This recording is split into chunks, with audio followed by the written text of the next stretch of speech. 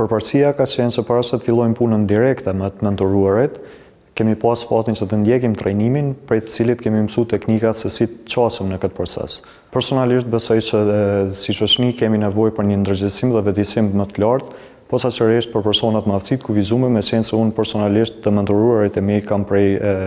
grupit të personave me aftësi të kufizuara. Andaj mendoj që kemi nevojë për një vetëdijsim dhe rritje të ndërgjegjësimit të shoqërisë në përgjithësi për këtë kategori, por edhe kategori tjera që janë të cënueshme. E dim që si shtet përballemi me numër të lartë të